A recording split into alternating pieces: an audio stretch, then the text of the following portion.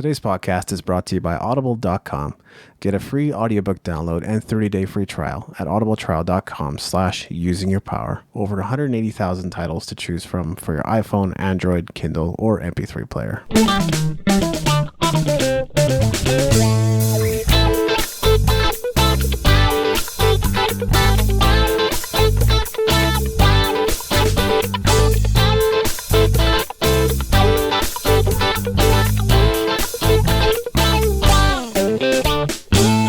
Hi, thanks for joining us on Using Your Power. My name is Maveen, Kaura. And I'm David Andrew Wiebe. Hey, David, how's it going? I'm powered up, man. How are you? I thought we were going to try to switch it up.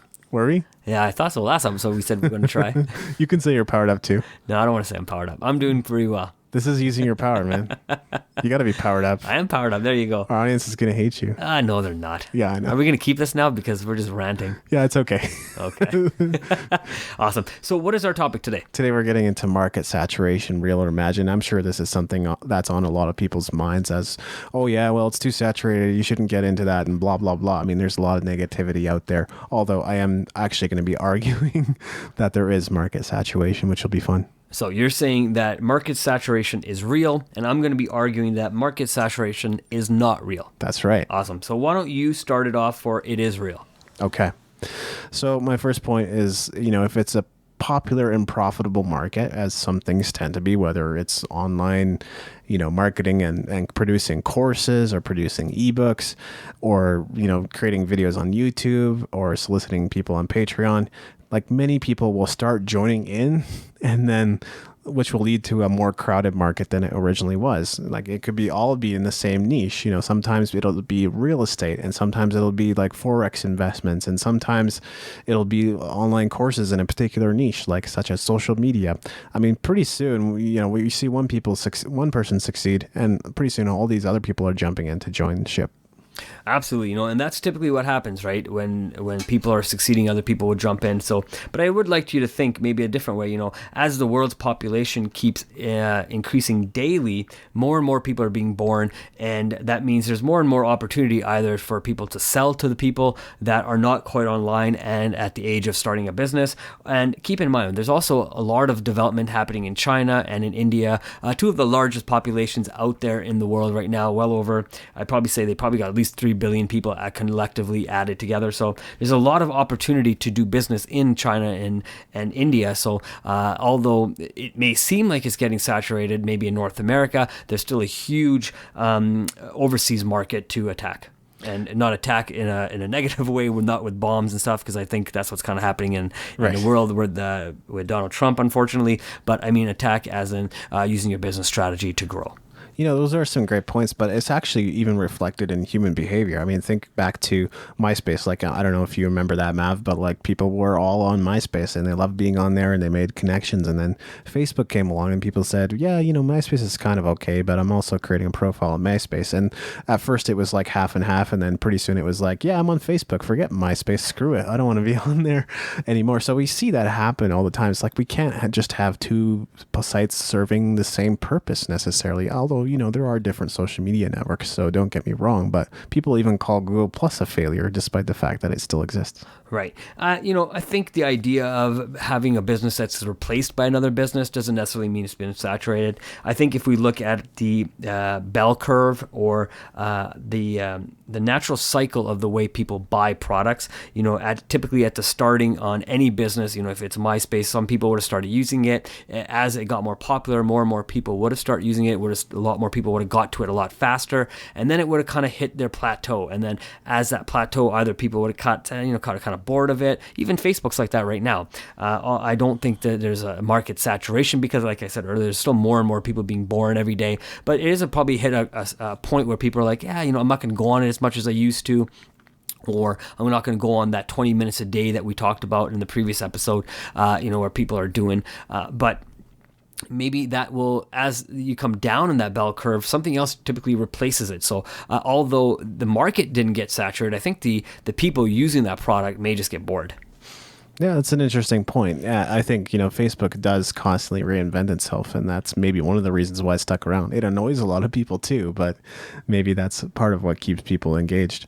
Another interesting example from the music world, I mean, there's really you can only have so many of the same tribute band in the same region. You know, if you have 18 the Beatles tribute bands in your locality, I mean, somebody's going to get the gig, and it's probably not going to be the other 17 bands. And even if there's enough room for 2 or 3, I mean, how the heck do you make that happen? I mean, that's not a mistake that, you know, I would personally make, but maybe it's something that other people would do just because, hey, we love the Beatles and we want to start a tribute band too, and we've seen them succeed, so let's get the gig. And then, you know, pretty soon the gig is spread out over the best bands and just the best bands, but that might still be 5 or 6 or 7 out of those 18. So it gets crazy.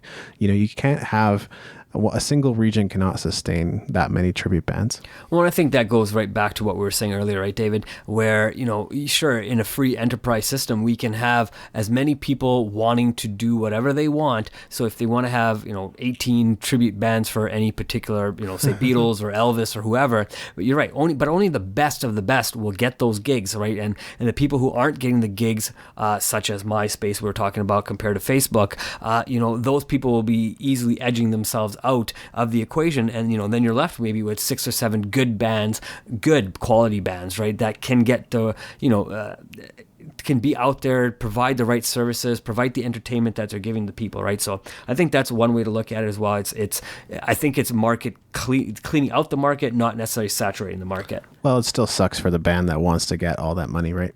Right. Well, if you're not, you know, and just saying, if you're not as better than the best, you know, if you're gonna I think it goes back to, I forgot who said this, and I think it was Martin Luther King Jr., and I apologize if I got the quote wrong and the person wrong as well, but he said, you know, if you're going to sweep streets, then be the best at sweeping streets, right? So if you're going to be playing music, be the best. You know, if you're not the best, you might think, you know, a lot of people I think out there believe they are number one, and I think musicians especially, because it's such a craft that's so individual. I know this, we've talked about this before as well.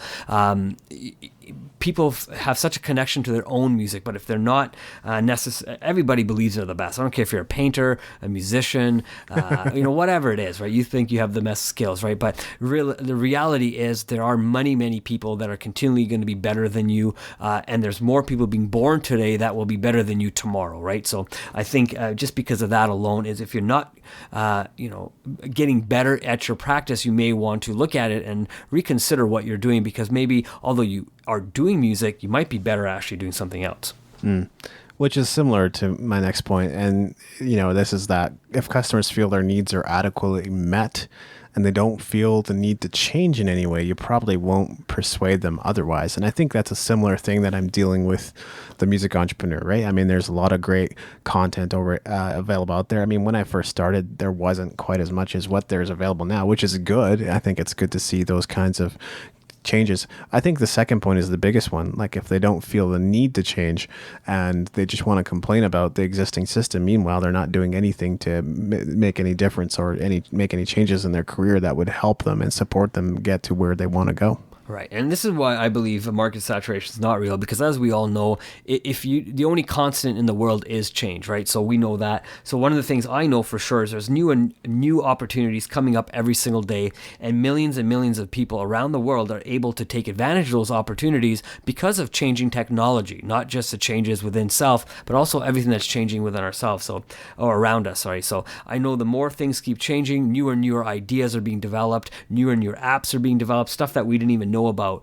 You know, the iPod, for example, was just a concept when it first came out, you know, and it replaced and revolutionized the whole industry by replacing, you know, Discman and Walkmans and whatnot. So I think there's no such thing as saturation, because people will continually look for new ideas and build on those. Well, but part of technology is enablement, right? It makes it so easy for anybody to start anything. You can start a business online with, you know, if you want to do e-commerce, you can easily set up a Shopify store. It's very easy to do. If you want to start an educational site where you're selling informational products, WordPress is great for that. If you want to get your podcast up and running, I mean, we use WordPress, but we publish it to iTunes too. So like everybody can get their podcast on iTunes just like we have.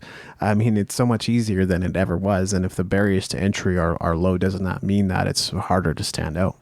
You're right. And the harder to stand outside, you're right. And that's why you have to make yourself different than everybody else, right? And I think that's why the market's not saturated, because you have as many opportunities as you want to be different as possible from everybody else out there, right? I know one of the things for sure, I know you kind of hit on this earlier with the ebooks, and there's more ebooks coming out every day because more people have more different experience that other people don't have, right? And that's why, although if you go to the bookstore, they're still writing books on sales and they're still writing books on relationships. Why? Do we need any more? Not really. So you're right.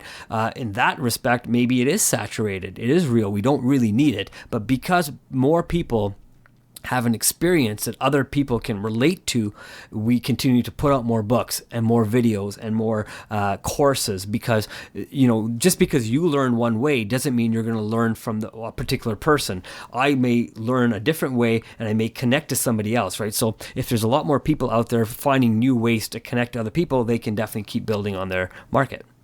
Great point. Do you have any other thoughts there, Matt? I do have one last one. Excuse me. More and more people I think are turning, everyday purchases and services that they weren't able to buy because of technology and stuff. So I don't think there is a market saturation because new products keep coming out, things that people weren't able to buy. I know, for example, with us for right now, in 2017 we got we got an iPhone 7 right now out right now, and I think there's probably an iPhone 8 coming out very soon. But the cool thing is, there's people overseas in third world countries that don't even have access to this kind of technology. So even though there might be a saturation in North America with this product, the iPhone 7 will actually be brand new overseas in a third world country because they haven't had an opportunity to use it. So even because one market may become saturated, doesn't mean another market will be saturated in the same time. But then are you admitting that it can become saturated in one market? Well, that's what I was saying earlier, right? When things hit the bell curve, when it hits the top of the bell curve, it hits a peak. And that's when companies have to come up with new technology or, the technology they're kind of holding on their back end and release that new technology. So is it market saturation? Not necessarily, because even to this day, there's still people who don't have a TV, who refuse to buy one. There's people who never bought a VCR, never bought a tape player. And there's a lot of people who never bought a Discman or a Walkman or an iPod, or people still don't even have cell phones. So the market is still open to potentially reaching these people, but there are part of the market that's never going to buy products or services either.